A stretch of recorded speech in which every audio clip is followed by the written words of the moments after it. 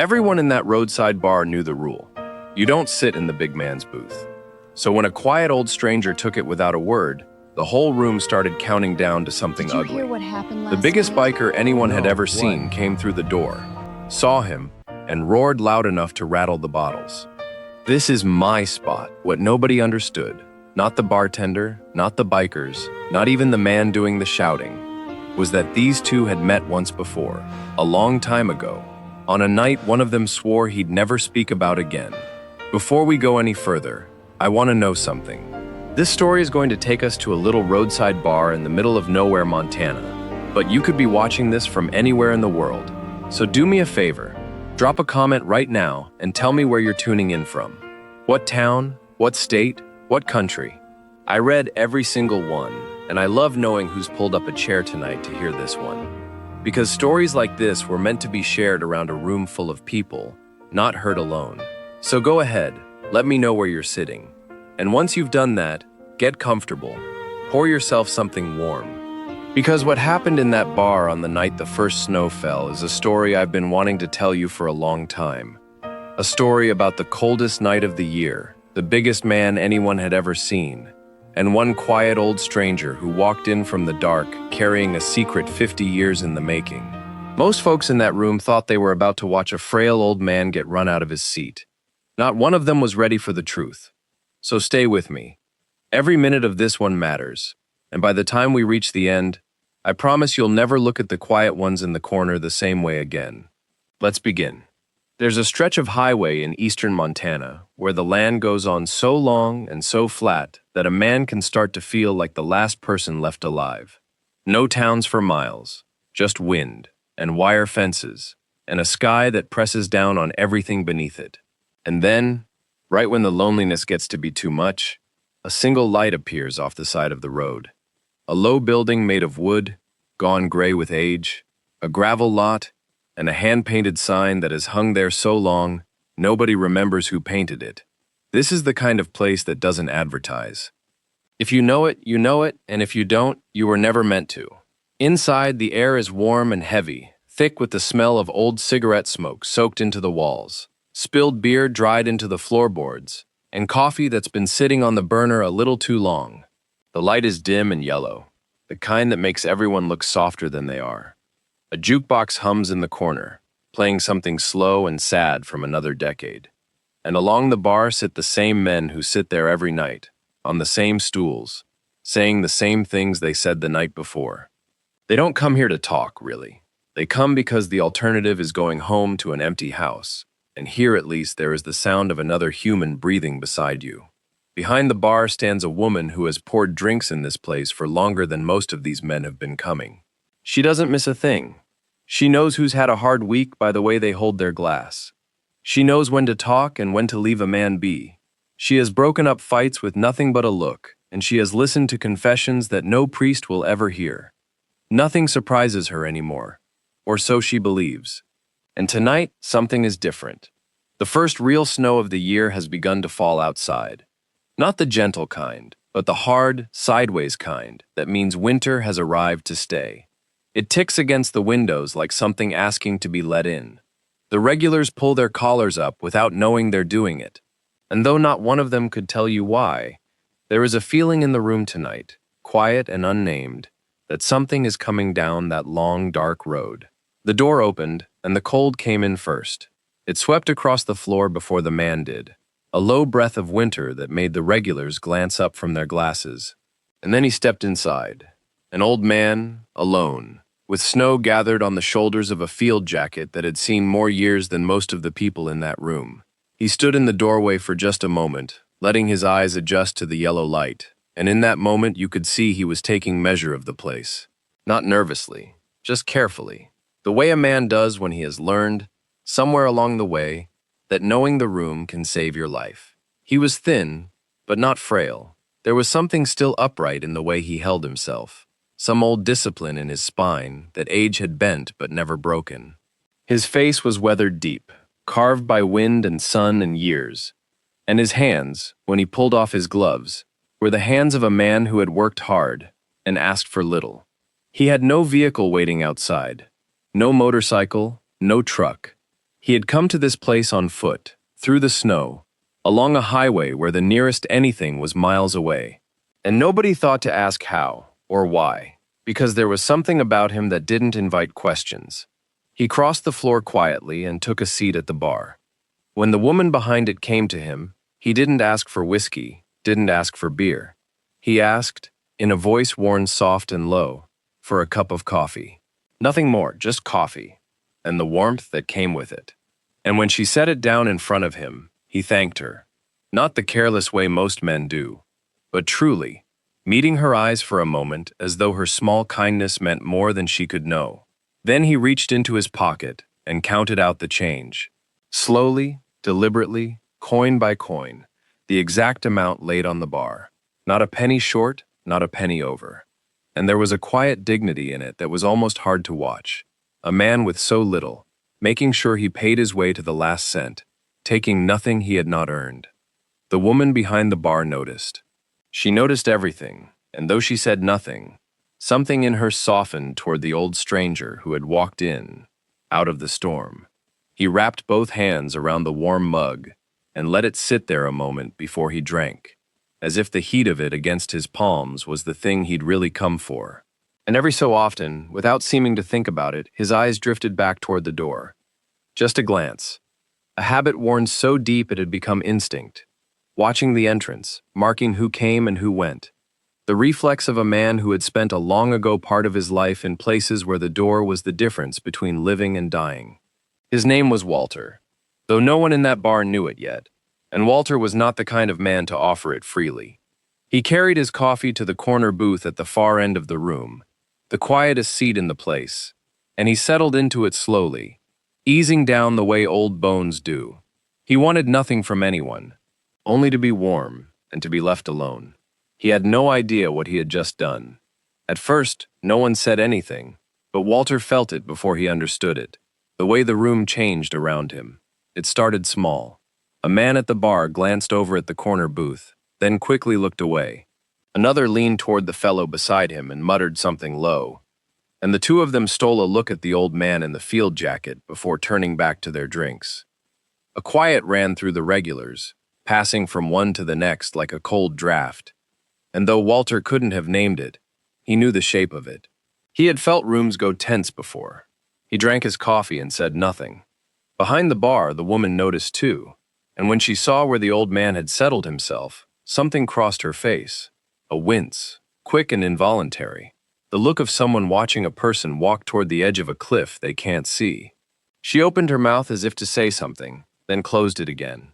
Because, how do you tell a stranger, a tired old man who only wanted somewhere warm to sit, that he had chosen the one seat in the whole place he never should have touched? Because there was a rule in this bar. Nobody had written it down. Nobody needed to.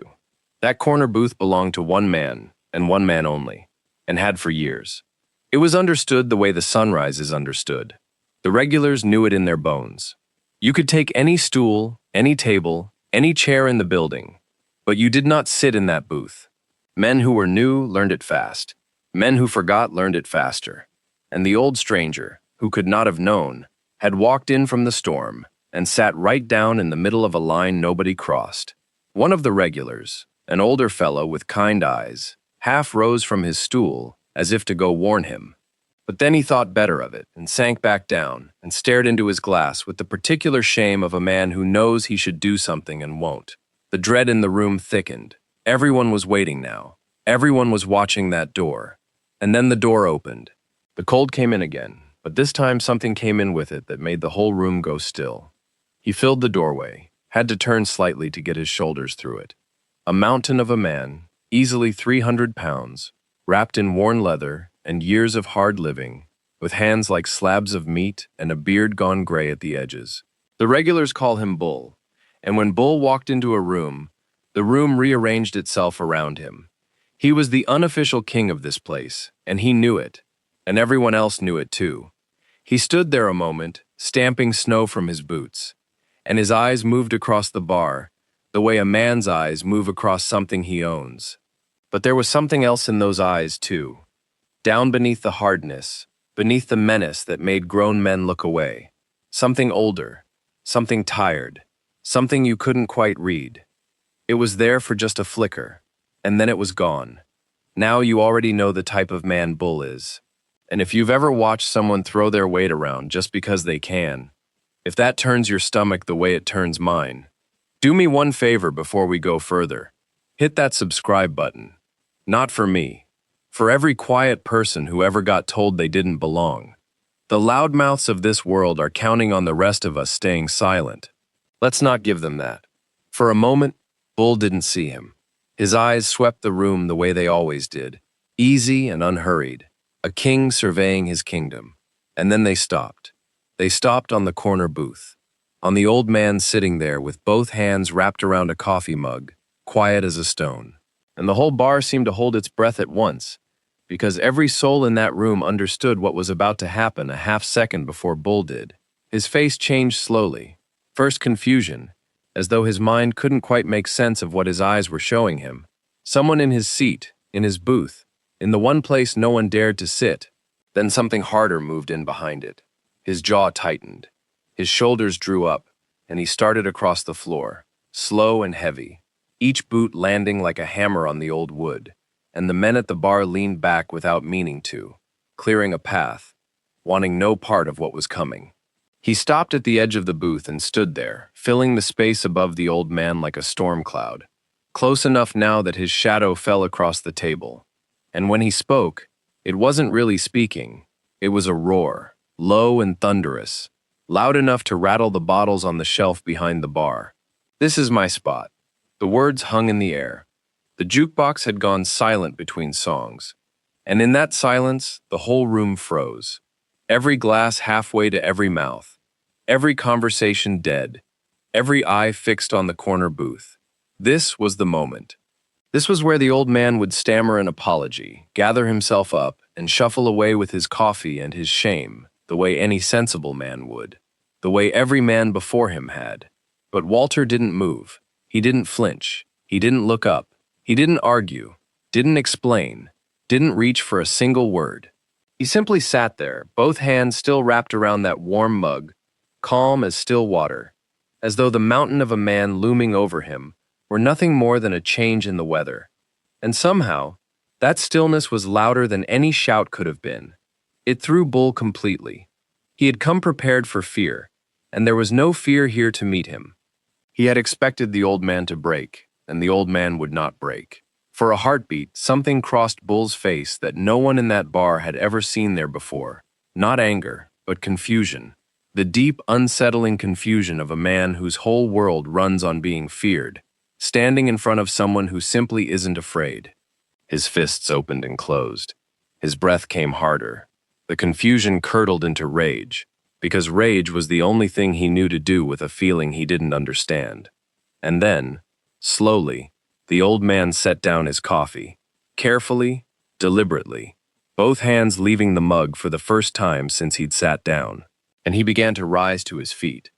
But to understand why Walter didn't run, why a 70-year-old man stood his ground against a mountain, we have to go back, because Walter had stood in front of something far more terrifying than Bull. Once, a long time ago. 50 years is a long time. Long enough for a young man to become an old one. Long enough for the world to forget the things he did when he was strong. But some nights never leave you. They live in the body long after the mind has tried to let them go. And for Walter, there was one night that had never once loosened its grip. To understand the old man standing up in that booth, you have to leave the bar behind. You have to go back to when Walter was young, and the world was on fire. He was barely more than a boy then, 20 years old, with steady hands and a good heart and a job that most men would have run from. Walter was a medic, and in the places he served, that word meant something specific and terrible. It meant that when the shooting started, and every instinct a human being has screams at him to get down, to find cover, to save himself, Walter was the one who stood up. He was the one who ran the other way, toward the noise, toward the danger, toward the men who were hurt and calling out for help. That was who he was, from the very beginning. Not a man who carried a weapon, but a man who carried a bag full of bandages and morphine, and the stubborn refusal to let anyone die if he could help it. The others fought to survive. Walter fought to keep them breathing. And there is a particular kind of courage in that. The courage of a man who runs into the worst moment of someone else's life, carrying nothing to protect himself but the will to help. The soldiers around him knew it. They loved him for it. When a man went down, the cry that went up was always the same, and it was always his name. He saw things in those years that no young man should ever see. He held hands that went cold in his own. He knelt in places that no words could ever describe. And he learned the hardest lesson his work had to teach, that he could not save everyone. That some nights, no matter how fast he ran, no matter how steady his hands, the war would take a man anyway, and all Walter could do was be there so that no one died alone. He carried each of those faces with him. He never forgot a single one. That was the price of caring as much as he did, and Walter paid it, night after night, without complaint. But there was one night that stood apart from all the others. The details of it, Walter kept locked away so deep that even he rarely looked at them. What matters is this. On that night, in the middle of chaos and smoke, and the kind of darkness that swallows a man whole, Walter found someone badly hurt, a stranger, someone he had never met before, and had no reason in the world to give his life for. The wound was terrible. The odds were worse. Any reasonable man would have seen it was hopeless and moved on to someone he could actually save. That was the calculation the war forced on men like Walter every single day. Who could be saved and who could not? But Walter looked at that dying stranger, and he made a different choice. He stayed. He stayed when staying meant putting himself directly in harm's way, when every second he knelt there cost him something he could never get back. He pressed his hands against the wound, and he refused to let go, and the man beneath him was fading, slipping away, his eyes going distant the way Walter had seen too many times before. So Walter did the only thing left to do. He reached up to his own neck and pulled loose a small chain he had worn since he was a child, a St. Christopher medal, worn smooth from years of his thumb running over it, the patron saint of travelers, of safe passage, of those trying to find their way home. It was the one thing he owned that meant anything to him, and he pressed it into the wounded stranger's bloody hand and closed the man's fingers around it, and he leaned down close so the man could hear him over everything. "You're not dying tonight," Walter told him. "You hear me? Not tonight." He said it like a promise. He said it like a command. And whether it was the medal, or the words, or Walter's own two hands refusing to quit, the stranger held on. He held on through the night that should have taken him. He held on because a young medic he had never met decided that his life was worth saving, and decided it at a cost that Walter would carry for the rest of his days. Because saving that stranger cost Walter something more than a medal, something he would never speak of again. But that is a part of the story we are not ready for yet. And so we come back through 50 years, back to the warm yellow light and the smell of coffee and smoke, back to the corner booth where an old man is rising slowly to his feet in front of a mountain who wants him gone.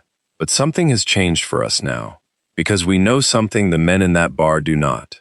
We know who Walter used to be.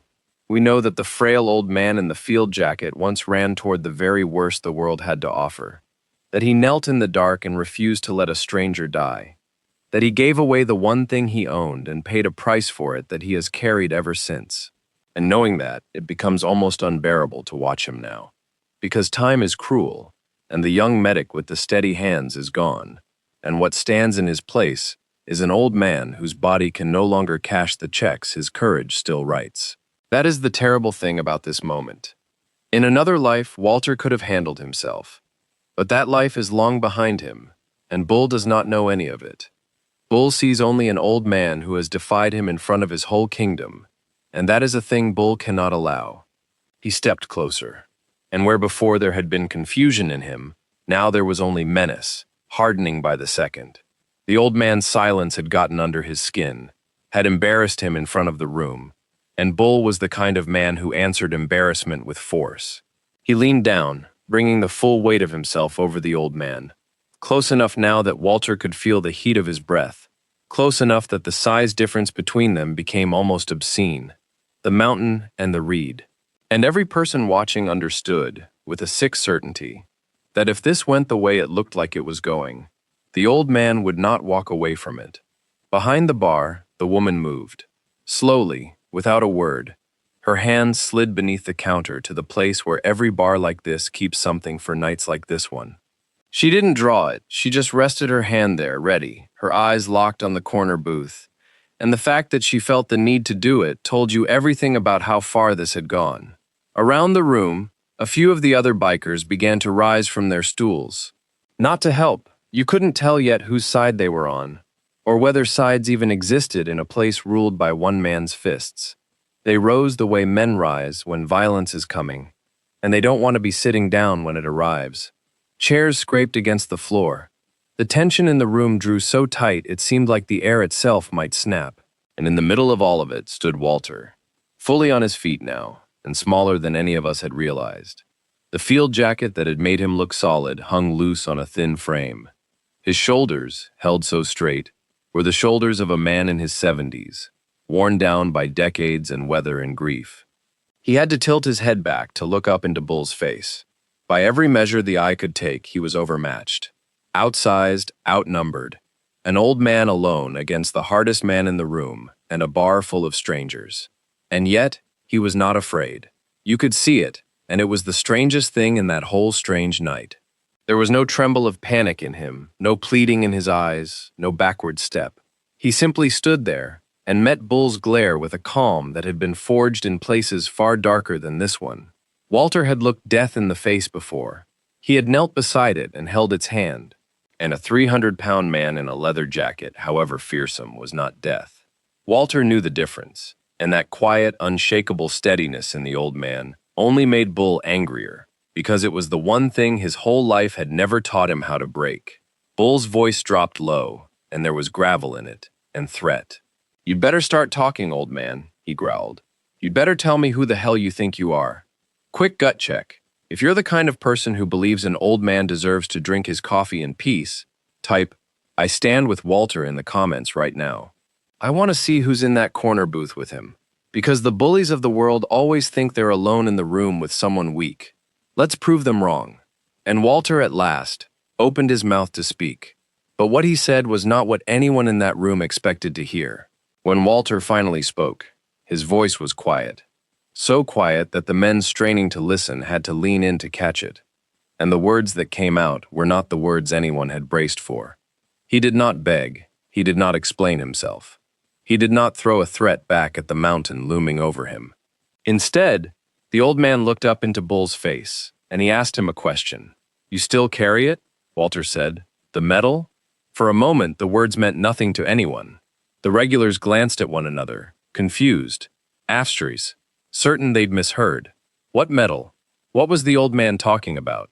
It made no sense. A man twice his size was standing over him, promising violence. And this was his answer. A strange, soft question about something none of them understood. A few of them probably thought the old man had lost his mind, that fear had scrambled his wits, that he was babbling now the way people do when the end is near. But we understood.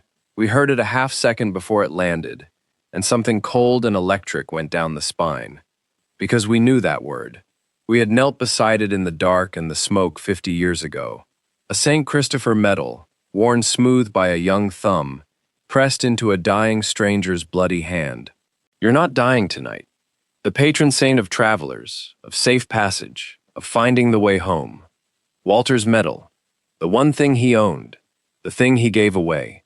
And in the space of a single heartbeat, the whole impossible shape of it snapped into focus.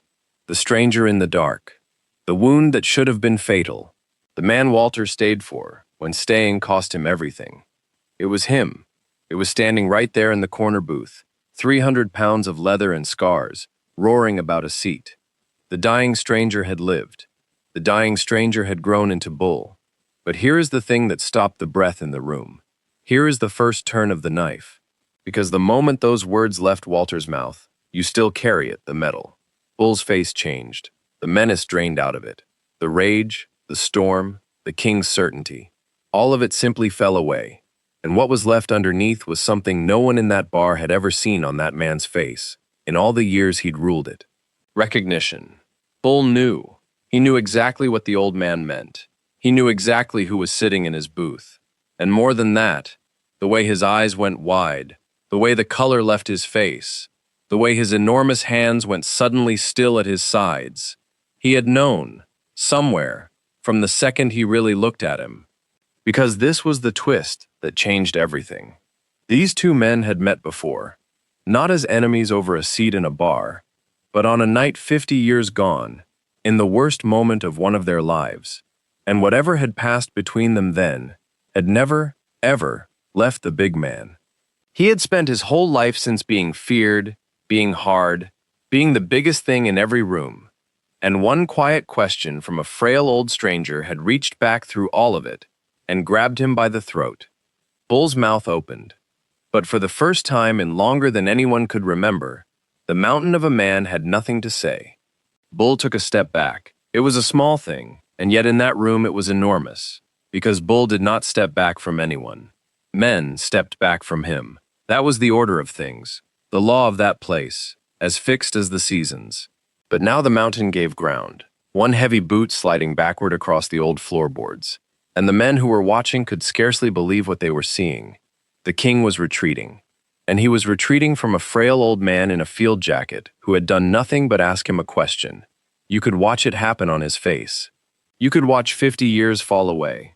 Whatever Bull was seeing, it was not the corner booth anymore, not the warm yellow light or the coffee mug or the bottles on the shelf. His eyes had gone somewhere else, somewhere far away and long ago, and it was plain from the look in them that wherever they had gone, it was a place of smoke and darkness and terror. His breath came shallow. His hands, those great slabs of hands that had ended more than one fight in this very room, began, ever so slightly, to shake, because the memory was coming back. And it was coming back all at once. For a man like Bull, that night 50 years ago was not a story he told. It was a thing he had buried so deep that most days he could almost pretend it had happened to someone else. He remembered it in pieces, and the pieces were terrible. He remembered the cold. He remembered the certainty, the absolute bone-deep certainty, that he was going to die, that his life was pouring out of him into the dirt, and there was nothing anyone could do. He remembered being more helpless in that moment than he had ever been before or since, a young man reduced to nothing, unable to save himself, unable to even move, waiting for the dark to take him. And he remembered a pair of hands. He remembered someone kneeling over him who would not leave. Someone who should have moved on, should have gone to help a man who could actually be saved, but who stayed instead, who pressed down on the wound and refused to quit. He remembered a voice cutting through the roar, close and fierce and stubborn. "You're not dying tonight. You hear me?" Not tonight. And he remembered something small and hard being pressed into his hand, his fingers closed around it by another man's. A little metal on a worn chain that he had gripped like it was the only thing tethering him to the world. He had lived. Against every odd, he had lived. But here is the thing that no one but Bull ever understood, the thing that had shaped every day of the 50 years since. He had not lived the way a man is supposed to live after being given his life back. He had not been grateful, not in any way you could see. He had been ashamed, because that night had shown Bull something about himself that he could never unlearn, that he could be reduced to nothing, that all his strength meant nothing, that in the end he had lain there weak and helpless and dying, and needed another man to save him like a child. And a certain kind of man cannot live with having been that weak, not even once. It haunts him. It follows him. And so Bull had spent the rest of his life running from it the only way he knew how, by making himself into something that could never be helpless again. He grew hard. He grew huge. He learned to be the most frightening thing in every room he walked into, so that no one would ever again look at him the way he was afraid they'd looked at him that night, as something broken, something pitiful, something dying in the dirt. Every fight he ever picked, every man he ever made afraid, every night he sat in that corner booth like a throne, ruling this little kingdom of leather and smoke. All of it, every bit of it, was Bull running from the memory of the one night he was weak. He had built an entire life, an entire self, on top of that buried shame, packing it down deeper and deeper, becoming meaner and larger and more feared, with every passing year, all so that he would never have to feel again what he felt when he lay dying in the dark. And that is also why he never went looking for the man who saved him. Any other man would have spent his life trying to find that medic, to thank him, to shake his hand, to tell him what his life had meant. But not Bull. Because to go looking for Walter would have meant remembering. It would have meant facing that night head on, admitting out loud that he had needed saving, that he had been helpless, that he owed everything he was to another man's mercy, and Bull could not bear it. So he did the opposite. He pushed the memory down and he pushed the man who lived in it away, and he told himself he owed nobody anything, and he built his whole hard life on the pretending. 50 years of running, and now the man he had been running from his entire life was standing in front of him in the flesh, small and old and quiet, having walked in from the snow on foot, with nothing but the price of a cup of coffee in his pocket. All that pretending, all that armor, all those years of becoming untouchable. And one soft question had gone straight through every inch of it. You still carry it? The medal? Bull's throat worked. His eyes had gone glassy and bright. This enormous man, this king, this terror of the highway, stood in the middle of his own kingdom, looking like he might come apart at the seams. And the whole room stared in stunned silence, not one of them understanding what they were watching, only that they were watching something they were never meant to see. And that's when Walter said the one thing that brought the biggest, hardest man in that bar to the edge of tears. Because the truth wasn't just that Walter saved his life. The truth was what it cost Walter to do it. And Bull never knew. Not until now. Outside, the snow kept falling against the window, soft and steady in the dark. A single piece of ice shifted and settled in a forgotten glass on the bar. Somewhere near the back, a chair leg scraped once against the floor, then went still. And in the warm yellow light, two men who had not seen each other in 50 years stood facing one another. And the whole world seemed to be holding its breath, waiting. Walter's voice, when it came, was gentle. There was no anger in it, no accusation, none of the hardness a man might carry after 50 years. He looked up at the trembling giant in front of him, and he spoke the way you'd speak to someone you'd come a very long way to find. There was another man that night, Walter said. Same time, same place, not far from where you were lying. The room was so quiet you could hear the snow. He was hurt too, Walter went on. Hurt bad. Same as you, and I could only get to one of you in time. Just one. He paused, and something old and heavy moved behind his eyes. I had to choose. Right there, in the dark, with the both of you slipping away from me. I had to choose which one I was going to try to save. And there wasn't time to save you both. There was only ever going to be time for one. Bull's face had gone white. He understood now where this was going. And you could see him bracing against it the way a man braces against a blow he knows is coming. So I chose you, Walter said simply. I chose the stranger. I put my hands on you and I stayed. And I gave you my medal. And I told you that you weren't dying that night. And you didn't. You lived. His voice caught, just barely, just enough. But the other man, the one I didn't get to, he didn't. And here Walter stopped, and for a long moment he said nothing at all. And in that silence, the whole terrible weight of it settled over the room. That other man, Walter said quietly, was somebody I loved.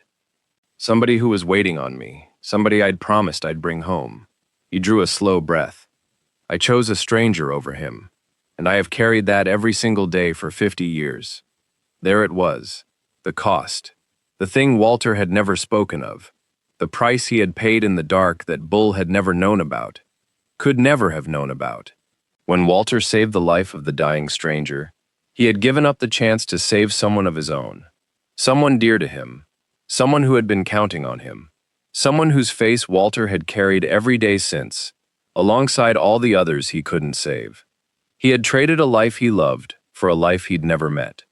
And he had lived in the shadow of that choice for half a century. You could see it breaking Bull apart, to learn, after all these years, that his survival had not come free, that another man had died so that he could live, and not just any man, but someone Walter loved, someone waiting to be brought home. The shame Bull had spent his whole life running from suddenly had a shape he'd never imagined. Someone had paid for him.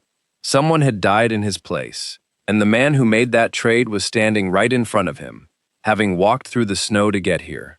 But then came the turn. The second turn, the one that changed the whole meaning of the night. Because Walter reached out, slowly, gently, and he put his weathered old hand on the big man's arm.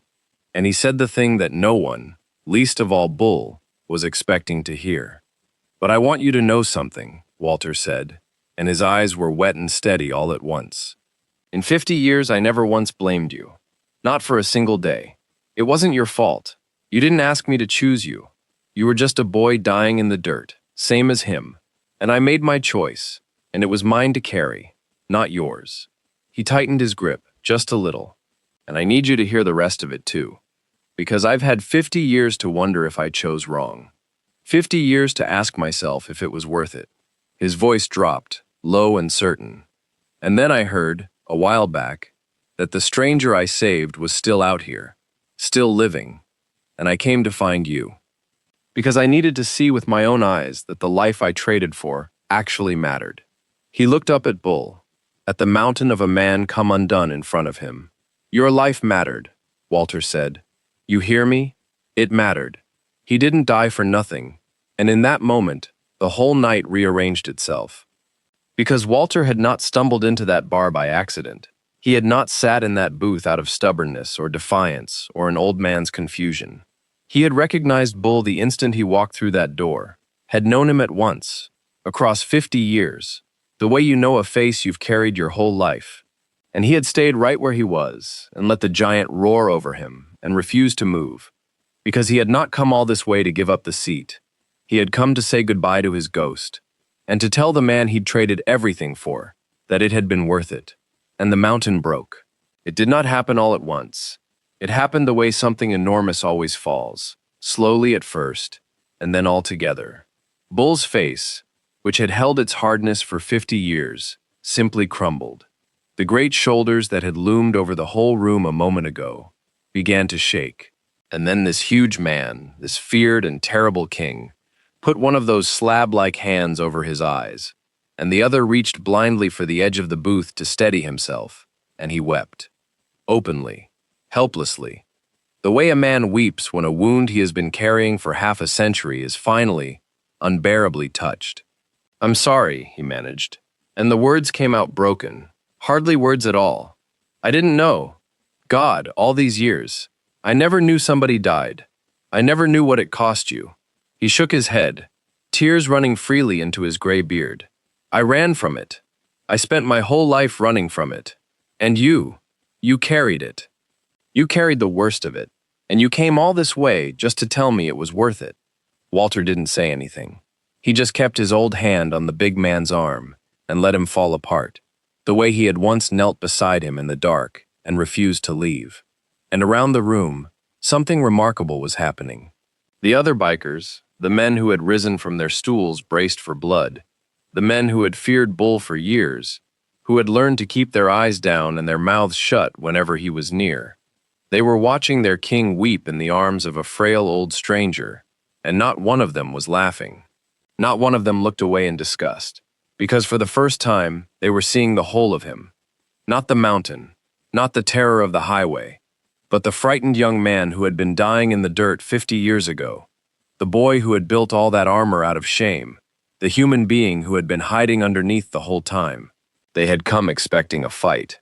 What they got instead was the sight of the hardest man they knew being made gentle, and it silenced every one of them.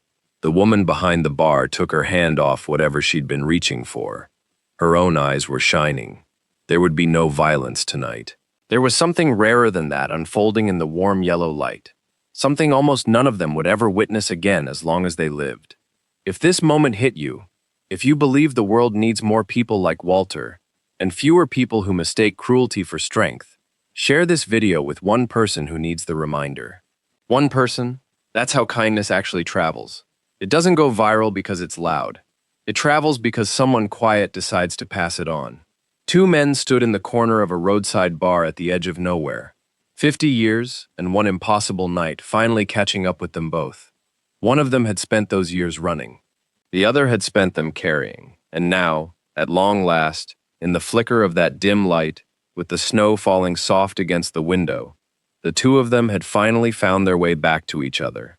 When the tears finally slowed, Bull wiped his face with the back of his hand, and he looked down at the old man who had come so far to find him. And the first thing he did, the very first thing, was to gesture at the corner booth. The booth that had been his throne for 11 years. The booth no man in that bar had ever been allowed to touch. "This is your spot now," Bull said, his voice still rough and thick. "You hear me? For as long as you want it. Nobody sits here but you." And he meant it. The very seat he had roared over, the seat he had built a small kingdom around, he was handing to the old man without a second thought, because he understood now that it had never really been his to begin with. It was in the talking afterward that the rest of it came out, the way these things do when the hard part is over and there's coffee still warm on the table. They learned that Walter had no one. That was why he'd come on foot, through the snow, with nothing but exact change in his pocket. The person he'd loved and lost that night 50 years ago had been the last family he had, and in all the years since, Walter had drifted, alone, from place to place, carrying his grief and his metal, and asking nothing from anyone. He had no vehicle because he had nothing. He had walked out of the storm into that bar because he was cold and tired and had spent the last of what he had, and because somewhere out on that long, dark highway, he had heard the man he saved was still living, and he'd set out to find him before it was too late. And the bikers would not let him leave. It happened quietly, the way the best things do. No grand speeches, no ceremony, just a group of hard men, one after another, deciding without saying it out loud that this old stranger was one of theirs now. A place to stay, a warm meal, a ride wherever he needed to go. The club that had feared Bull became, that night, the family Walter had lost 50 years before. The man who had spent his life saving strangers had finally, in his last years, been taken in by them. And before the night was over, Bull reached beneath his leather jacket to a chain he wore against his chest, and he lifted it over his head. The St. Christopher medal, worn smoother now than it had been 50 years ago, carried every single day of that terrible running life. Because for all his pretending, Bull had never once taken it off. He held it out to Walter, to give it back at last. But Walter closed the big man's fingers around it, the same way he had 50 years before, and pressed it back into his hand. "You keep it," Walter said softly. "You hold on to it. It got you home." And there, in the warm yellow light, the old man settled back into the corner booth and wrapped both hands around his coffee mug. The same hands, the same mug, but everything else was different now. His hands weren't shaking anymore. And he wasn't sitting there alone in the cold, a stranger no one wanted near. He was surrounded, he was warm, he was, after 50 long years of wandering, finally home. Outside, the snow was still falling on that long dark highway, the same as it had been when the night began. But inside the little bar at the edge of nowhere, everything had changed. It's a strange thing when you stop to think about it. We spend so much of our lives measuring people by the wrong things. We look at a frail old man in a worn-out jacket, walking in alone from the cold, with nothing in his pockets, and we decide in an instant that he is weak, that he is small, that he is someone to be pushed aside. And we look at the biggest, loudest, most frightening man in the room, and we decide that he is strong. But the night in that Montana bar turned all of it inside out, because the old man everyone wrote off had carried more, and given more, and endured more than any of them could have imagined. And the mountain who roared the loudest turned out to be the most frightened soul in the whole place. A man who had spent 50 years running from a single moment of being weak. The strongest person in a room is so rarely the one making the most noise. More often than not, it's the quiet one in the corner. The one who has already survived the things the rest of us are still afraid of. The one who keeps showing up, and keeps caring, and keeps standing, long after anyone would blame them for sitting down. Walter never asked for anything but a warm place to sit, and in the end, standing quietly, turned out to be the bravest thing in that room. If you made it all the way here, you're one of Walter's people. The quiet kind, the kind who stays. So subscribe and stay, because next time there's someone new walking in out of the cold, and a room deciding who they're going to be. I'll see you in that booth.